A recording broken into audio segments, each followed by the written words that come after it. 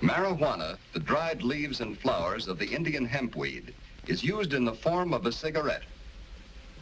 Marijuana smoking, experts point out, can make a helpless addict of its victim within weeks, causing physical and moral ruin and death.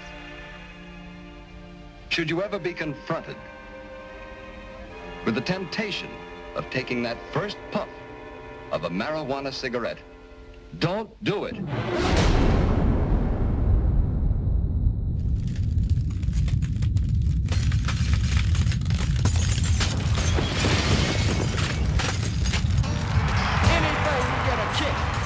Anything to get a blast, anything to burn his mind, potheads.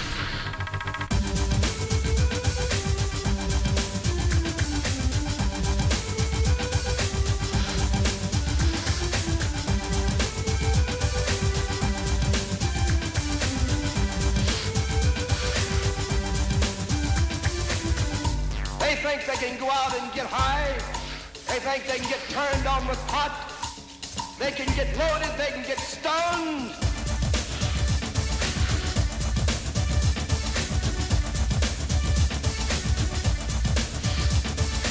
"57% of the student body was smoking pot. Smoking pot, pot, pot. It fascinates and then assassinates and then it kills. A drug epidemic that's sweeping our nation.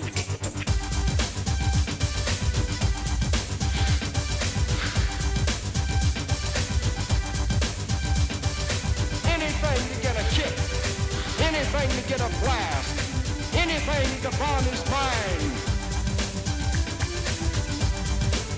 Quit playing games with God.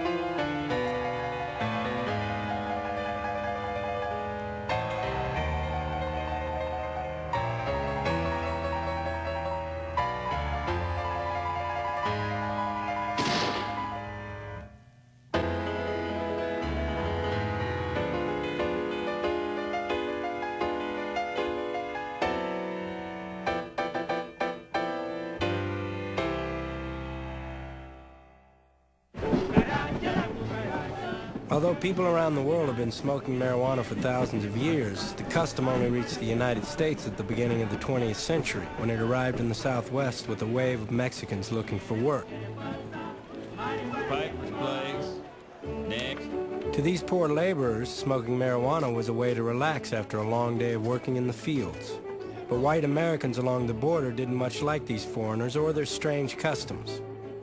Marijuana, it was rumored, gave the Mexicans superhuman strength and turned them into bloodthirsty murderers. One evening in El Paso, some white Texans were allegedly attacked by a Mexican that went crazy on the killer weed. Moving swiftly, the El Paso City Council passed a law banning possession of marijuana. Supposedly designed to control marijuana, the law quickly became a way for the city to control Mexicans.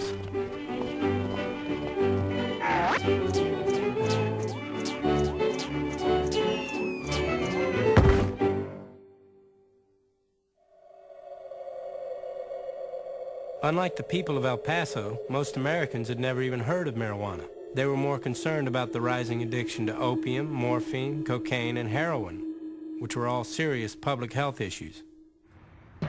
But instead of treating drug addiction as a public health problem, the federal government put control of these drugs in the hands of the Treasury Department, who created the Federal Bureau of Narcotics. This is Harry J. Anslinger, Commissioner of the Federal Bureau of Narcotics.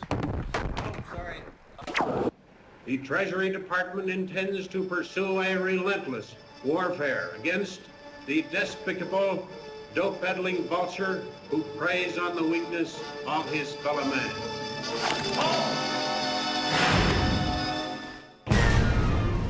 America's first drug czar was Harry J. Anslinger. A law and order evangelist, Anslinger would shape America's attitude toward marijuana for generations to come.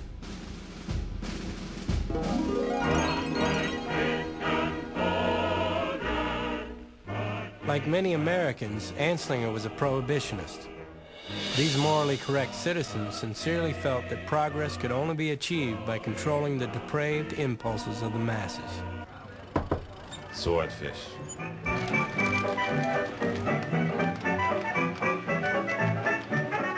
He believed that if the laws were tough enough, America could be rid of alcohol. Put enough people in jail, and eventually the public will learn to behave. And he applied this same philosophy to mounting the government's war on drugs. Special Treasury agents are part of a massive force created solely to control the traffic in narcotics. You got any merchandise obtained in Canada or abroad? No. Have you any liquor? No. Get out of the car and let's take a look at it.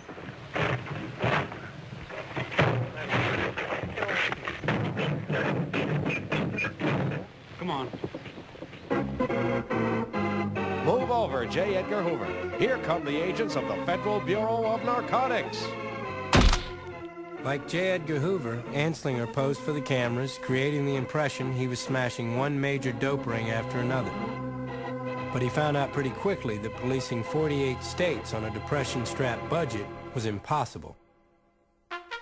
His solution was to try to convince the states to police local drug traffic themselves. Campaigning tirelessly, he lobbied each state to sign a joint agreement to commit state resources to fighting drugs. But only 9 states signed on. The other 39 viewed it as federal interference in their affairs. It was a major defeat for the young drug commissioner, but he wasn't the type to give up.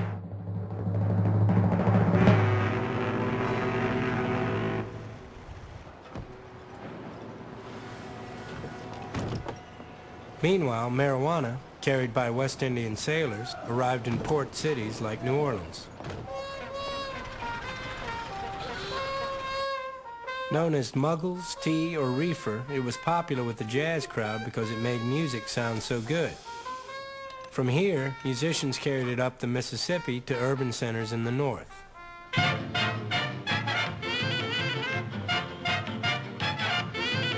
you ever met that funny reefer man? Have you ever met that funny reefer man? If he says he swam to China, wants to sell you South Carolina, then you know you're talking to that reefer man. Have you ever met that funny reefer man? Oh, that funny, funny, funny reefer man. If he trades you dimes for nickels, he says watermelons are pickles. You know you talking to that reefer man. Or have you ever met that funny reefer man? Oh, that funny, funny, funny reefer man. He smokes a reefer, he gets high, then he flies to the sky.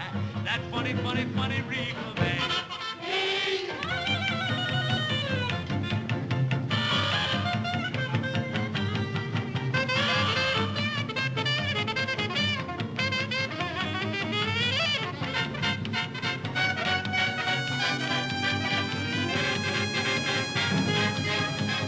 With marijuana showing up in the big cities, Anslinger realized it might be the answer to his problem.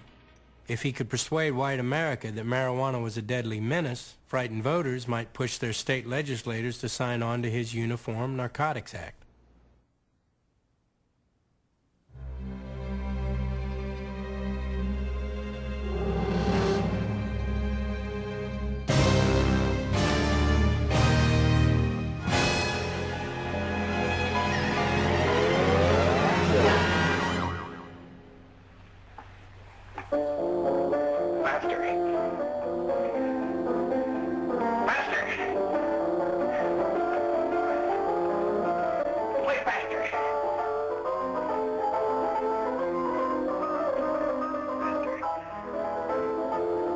fight faster.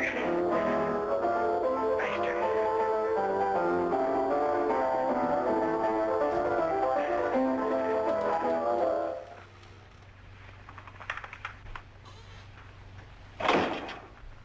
I know what you want. You want to kill me.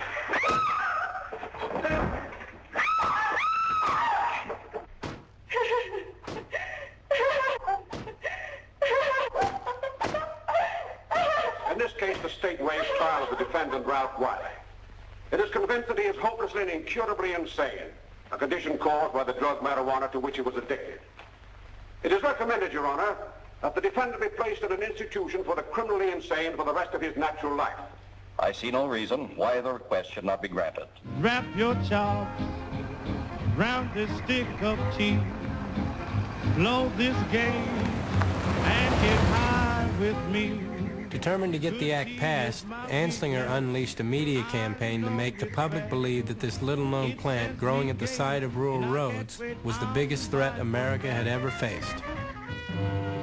Parents, beware. Your children homeward bound from school are being introduced to a new danger in the form of a drugged cigarette, marijuana. The Chicago mother watching her daughter die as an indirect result of marijuana addiction told officers that at least 50 of the girl's young friends were slaves to the narcotic, continuing addiction until they deteriorate mentally, become insane, and turn to violent crime and murder.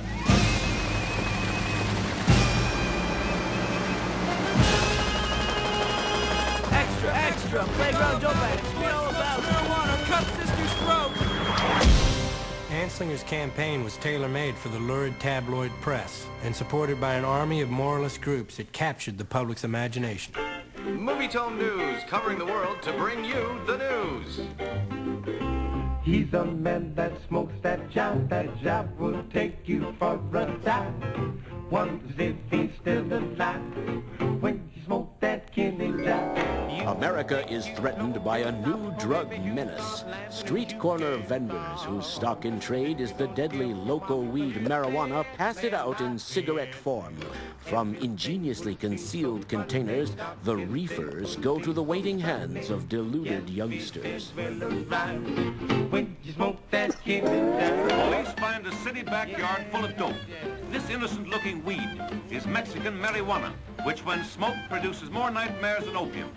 Captain Mooney of the narcotics squad will tell us something about it. The constant use of these marijuana cigarettes causes temporary insanity. Yes, smoke that killing job. Let's go, Jack. I'm red hot.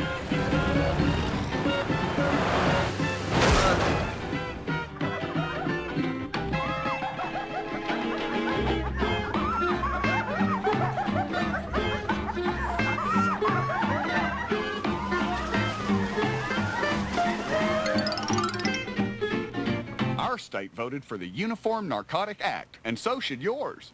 The propaganda campaign was successful beyond Anslinger's wildest dreams. One by one, state after state signed on. When you smoke that killing job. Gentlemen, take your seats. But now, frightened out of their minds, the American public demanded that the federal government pass new laws to fight marijuana. Terrified voters wanted action, and their government responded.